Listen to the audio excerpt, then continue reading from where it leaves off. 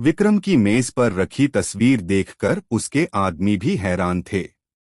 तस्वीर में दिख रही लड़की बिल्कुल अनन्या जैसी थी। सर, यह कौन है? एक आदमी ने पूछा। विक्रम की आंखों में खतरनाक चमक उभरी। यह कहानी का सबसे बड़ा राज है, और जब यह राज खुलेगा तो आर्यन और अनन्या दोनों की दुनिया टूट जाएगी। उधर अनन्या और आर्यन के बीच की दूरियां अब कम होने लगी थीं। कई सालों बाद दोनों फिर से एक दूसरे के करीब आ रहे थे, लेकिन किस्मत अभी उनकी परीक्षा खत्म करने के मूड में नहीं थी। एक शाम अनन्या को उसके घर के बाहर एक पार्सल मिला।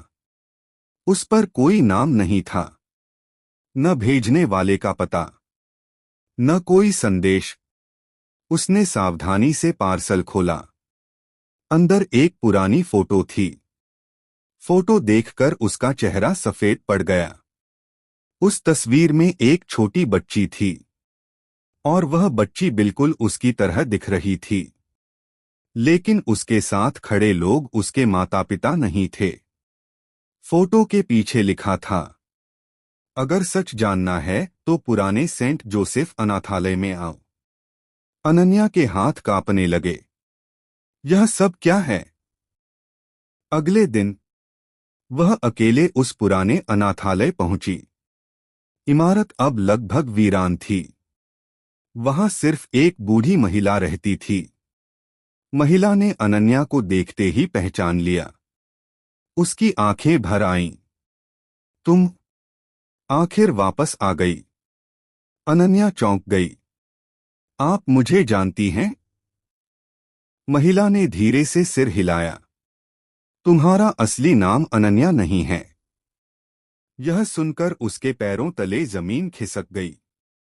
क्या मतलब? महिला ने एक पुरानी फाइल निकाली। उसमें कई दस्तावेज थे, और उनमें लिखा था कि 17 साल पहले एक भयानक हादसे में एक प्रभावशाली परिवार खत्म हो गया था। उस परिवार की छोटी बेटी लापता हो गई थी, और वही बच्ची आज अनन्या थी। अनन्या की आंखों से आंसू बहने लगे। नहीं, यह सच नहीं हो सकता। लेकिन सारे सबूत उसी ओर इशारा कर रहे थे, जिसे वह अपने माता पिता समझती थी। वे उसके दत्तक माता पिता थे। उसी समय आर्यन को खबर मिली कि अनन्या अकेले अनाथालय गई है। उसका दिल घबरा उठा। वह तुरंत वहां पहुंचा, लेकिन जैसे ही वह अंदर गया, उसने अनन्या को टूटते हुए देखा। आर्यन! अनन्या की आवाज कांप रही थी। मैं कौन हूं? यह सवाल सुनकर आर्यन का चेहरा बदल गया, क्योंकि वह इस सच को पहले से जानता था, और यही वह राज था जिसे वह वर्षों से छिपा रहा था। तुम सच जानना चाहते हो? आर्यन ने भारी आवाज में कहा। तो सुनो, तुम सिर्फ एक साधारण लड़की नहीं हो।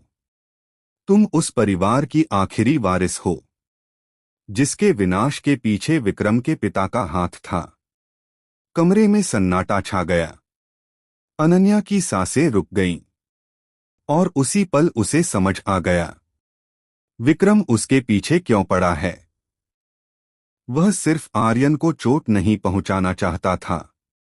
वह उस पुराने खेल को खत्म करना चाहता था जो वर्षों पहले शुरू हुआ था।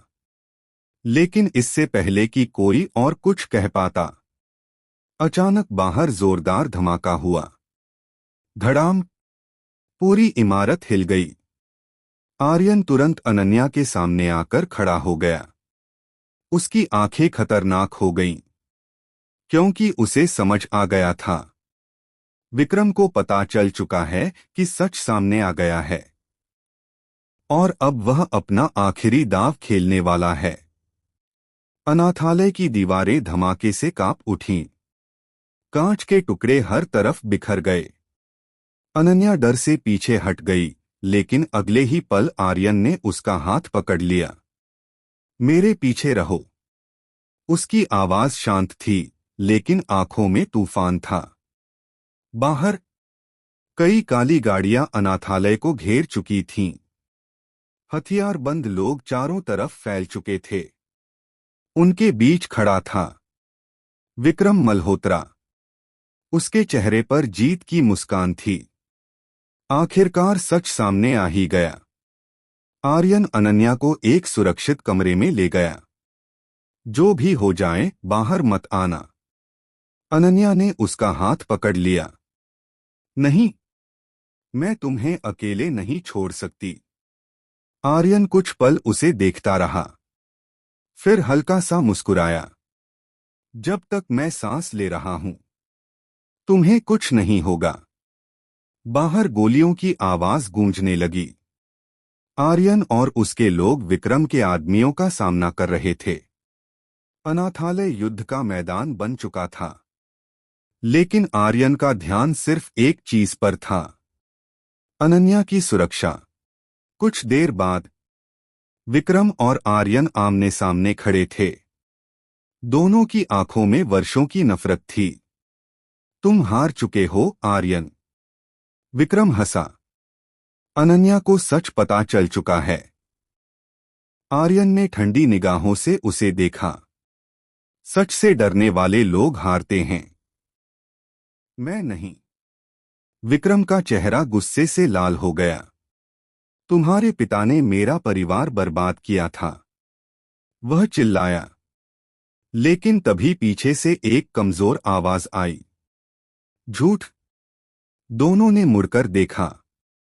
वही बूढ़ी महिला वहां खड़ी थी। उसकी आंखों में आंसू थे। तुम्हारे पिता निर्दोष नहीं थे विक्रम। उन्होंने ही उस रात हमला करवाया था। लालच में उन्होंने कई लोगों की जान ली। विक्रम के चेहरे का रंग उड़ गया। नहीं, यह झूठ है। महिला ने पुराने दस्तावेज सामने रख दिए। हर सबूत एक ही बात कह रहा था। विक्रम का परिवार ही उस हादसे का असली जिम्मेदार था, और वर्षों तक उसे गलत कहानी सुनाई गई थी। विक्रम के हाथ कांपने लगे। उसकी पूरी दुनिया टूट रही थी। लेकिन उसी पल उसके अंदर का गुस्सा और खतरनाक हो गया। अगर मेरा सब कुछ खत्म हुआ है तो तुम दोनों भी नहीं बचोगे। उसने अचानक बंदूक निकाली और सीधे अनन्या की तरफ निशाना साध दिया। सब कुछ सेकंड में हुआ। अनन्या ने डर से आंखें बंद कर लीं। गोली चली। घायल। लेकिन गोली अनन्या को नहीं लगी, क्योंकि उसके सामने आर्यन आ गया था। गोली उसके सीने में लगी। आर्यन। अनन्या की चीख पूरे अनाथालय में गूंज उठी। वह दौड़कर उसके पास पहुंची। आर्यन धीरे धीरे जमीन पर गिर रहा था। उसकी सांसें भारी हो गई थीं, लेकिन उसके चेहरे पर फिर भी मुस्कान थी। उसने कांपते हाथ से अनन्या का चेहरा छुआ। मैंने कहा था न, तुम्हें कुछ नहीं होने दूंगा। अनन्या रो रही थी। नहीं, तुम मुझे छोड़कर नहीं जा सकते। मैं तुम्हारे बिना नहीं रह सकती। आर्यन ने उसकी आंखों में देखा। वही आंखें जिनसे वह पहली बार कॉलेज में मिला था। वही आंखें जिनसे उसे पहली नजर में प्यार हो गया था। और तभी दूर से पुलिस सायरन की आवाज सुनाई दी। विक्रम के आदमी भागने लगे। मदद पहुंच रही थी, लेकिन आर्यन की हालत लगातार बिगड़ रही थी। अनन्या ने उसका हाथ कसकर पकड़ लिया। तुम ठीक हो जाओगे। हमारी कहानी अभी खत्म नहीं हुई है। आर्यन ने धीरे से मुस्कुराकर कहा। शायद, क्योंकि मेरा दिल अब तुम्हारे पास है। आर्यन। अनन्या की चीख पूरे अस्पताल के गलियारे में गूंज रही थी। डॉक्टर तेजी से आर्यन को ऑपरेशन थिएटर की तरफ ले जा रहे थे। उसका शरीर खून से भीग चुका था, लेकिन अनन्या उसका हाथ छोड़ने को तैयार नहीं थी। आखिर एक नर्स ने धीरे से उसका हाथ अलग किया। ऑपरेशन थिएटर का दरवाजा बंद हो गया और लाल बत्ती जल उठी। अनन्या वहीं फर्श पर बैठ गई। उसकी आंखों से आंसू रुकने का नाम नहीं ले रहे थे। उसे पहली बार एहसास हुआ कि आर्यन उसके लिए कितना जरूरी था। वह सिर्फ उसका प्यार नहीं था, वह उसकी पूरी दुनिया बन चुका था। घंटों बीत गए। हर मिनट एक साल जैसा लग रहा था। कबीर और आर्यन के बाकी लोग भी अस्पताल पहुंच चुके थे। सबकी निगाहें उसी दरवाजे पर टिकी थीं। आखिरकार ऑपरेशन थिएटर का दरवाजा खुला। डॉक्टर बाहर आए। कुछ सेकंड तक कोई कुछ नहीं बोला। फिर डॉक्टर मुस्कुराए। ऑपरेशन सफल रहा। खतरा टल गया है। अनन्या की आंखों से खुशी के आंसू बह निकले। उसे लगा जैसे उसकी दुनिया वापस मिल गई हो। 2 दिन बाद आर्यन को होश आया। उसने धीरे धीरे आंखें खोलीं। सबसे पहले जो चेहरा उसने देखा वह अनन्या का था। अनन्या मुस्कुरा रही थी, लेकिन उसकी आंखों के नीचे नींद न आने के निशान साफ दिख रहे थे। वह 2 दिनों से उसके पास से हटी तक नहीं थी। तुम अभी तक यहीं हो? आर्यन ने धीमे से पूछा। अनन्या की आंखें भर आईं। अगर तुम 2 दिन और नहीं जागते तो मैं अस्पताल ही खरीद लेती। आर्यन हंस पड़ा और कई दिनों बाद पहली बार कमरे में सुकून भरी हंसी गूंजी। कुछ हफ्ते बाद आर्यन पूरी तरह ठीक होने लगा। विक्रम को गिरफ्तार कर लिया गया था। उसके खिलाफ सारे सबूत मिल चुके थे। वर्षों पुरानी साजिश अब खत्म हो चुकी थी। एक शाम सूरज ढल रहा था। आर्यन और अनन्या शहर के बाहर एक पहाड़ी पर खड़े थे। हवा में हल्की ठंडक थी। आर्यन ने जेब से एक छोटी सी डिब्बी निकाली। अनन्या की धड़कन रुक सी गई। मैंने अपनी जिंदगी में बहुत कुछ खोया है, आर्यन ने कहा, लेकिन एक चीज हमेशा मेरे पास रही। वह घुटनों के बल बैठ गया। तुम? उसने अंगूठी आगे बढ़ाई। अनन्या, क्या तुम मेरी जिंदगी हमेशा के लिए बनना चाहोगी? अनन्या की आंखों से आंसू निकल पड़े, लेकिन इस बार ये खुशी के आंसू थे। हाँ, उसने बिना एक सेकंड गवाए जवाब दिया। 1000 बार हाँ।